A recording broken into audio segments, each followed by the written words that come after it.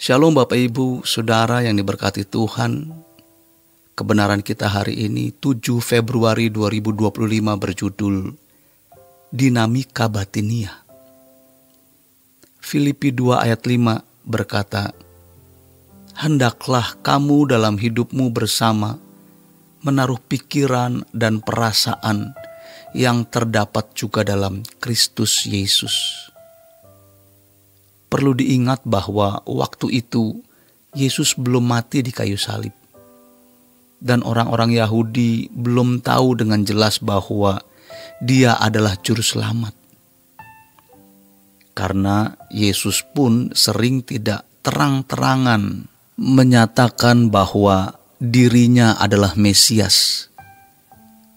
Tuhan Yesus mengajar moral anak-anak Allah yang mestinya mereka harus sudah lakukan atau sudah mulai mereka lakukan sebelum mereka menerima Roh Kudus. Yesus berkata, "Bertobat!" Melanjutkan ucapan Yohanes Pembaptis, "Kerajaan Allah sudah dekat, bertobat!" Tuhan mengajarkan bagaimana perilaku yang baik yang bisa dilakukan oleh manusia. Setelah Roh Kudus dicurahkan, maka mereka dituntun Roh Kudus kepada seluruh kebenaran, sehingga orang percaya bisa mencapai kesucian standar Allah. Sempurna seperti Bapa, serupa dengan Yesus, atau dikembalikan ke rancangan Allah semula. Sejatinya banyak orang di luar Kristen bisa mengembangkan kesalehan yang menakjubkan karena manusia dengan keberadaannya yang telah kehilangan kemuliaan Allah, belum kehilangan kemuliaan manusia, masih mampu berbuat baik sampai tingkat yang menakjubkan bagi yang mau berlatih diri terus. Ada orang-orang di luar Kristen yang tekun, mereka mengalah, tidak membalas kejahatan dengan kejahatan dan sebagainya. Tapi orang Kristen harus juga lebih bisa. Maka pertanyaan yang muncul adalah, mengapa orang-orang bertobat tapi tidak berubah? Bahkan mereka sudah jadi aktivis, jemaat yang rajin, bahkan pendeta lagi. Hal itu karena mereka tidak mengerti bahwa ikut Yesus itu memang sungguh-sungguh kehilangan segala sesuatu.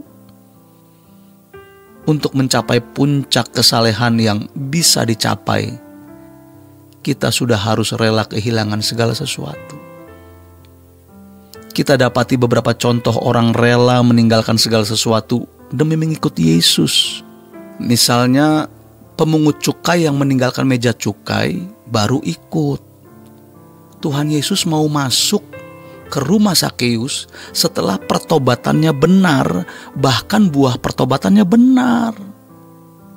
Perempuan yang berdosa, yang memecahkan buli-buli pualam, narwastu, semua dihabiskan untuk Tuhan. Bagaimana dengan kita? Apakah kita sudah melepaskan dan meninggalkan segala sesuatu demi pengiringan kita kepada Tuhan? Sempurna seperti Bapa itu tidak main-main. Jadi, belum dipimpin Roh Kudus untuk ikut Yesus agar mencapai standar kesucian Allah atau keserupaan dengan Yesus. Umat pilihan harus memiliki buah-buah pertobatan dan mempersiapkan mereka untuk memiliki dinamika batiniah yang baik. Kalau dinamika hukum saja belum benar, bagaimana mau dinamika batiniah? Banyak orang seperti orang Farisi dan Saduki. Dinamikanya tidak batiniah. Semua serba formalitas, legalitas secara hukum. Lalu kalau dinamika secara hukum yang manusia bisa lakukan tidak dipenuhi, bagaimana bisa memiliki dinamika batin yang hanya bisa dilakukan oleh Roh Kudus?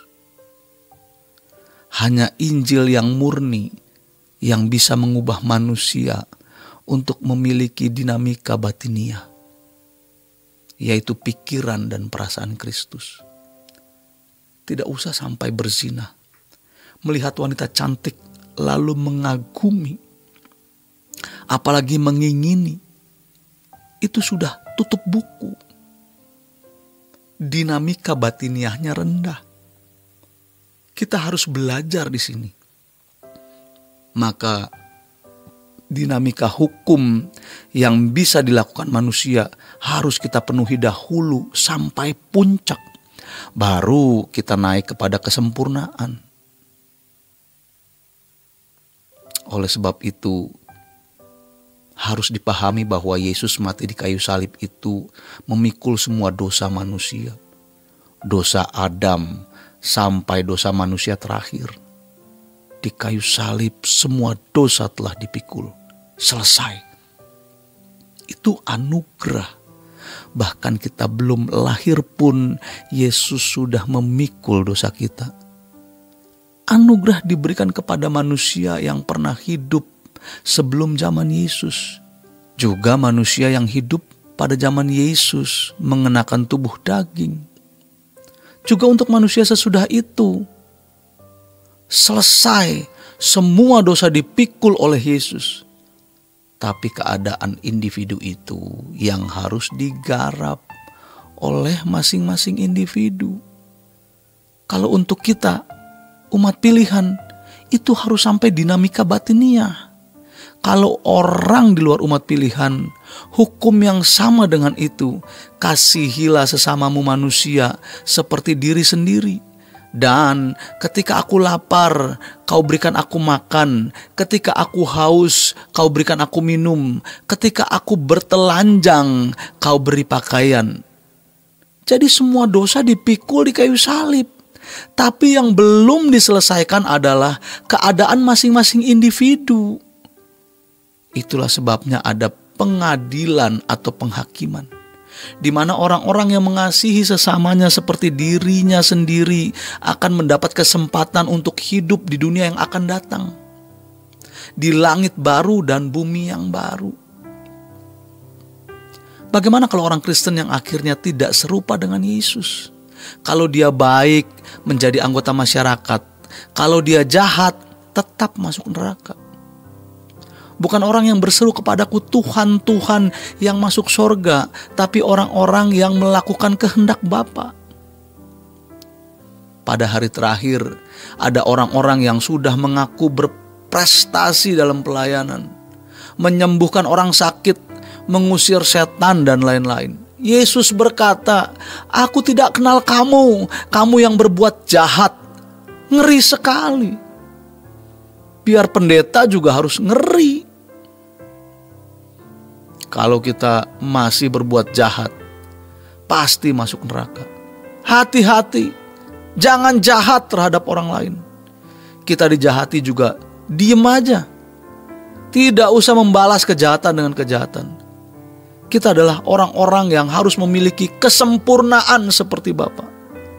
Itulah sebabnya standar minimal orang percaya haruslah standar tertinggi dari orang-orang di luar Kristen. Standar terendah minimal itu sudah tertinggi dari orang-orang beragama lain. Demikian kebenaran kita hari ini. Selamat berjuang untuk memiliki standar sampai pada kesempurnaan seperti Bapa. Tuhan Yesus memberkati. Sola Gracia.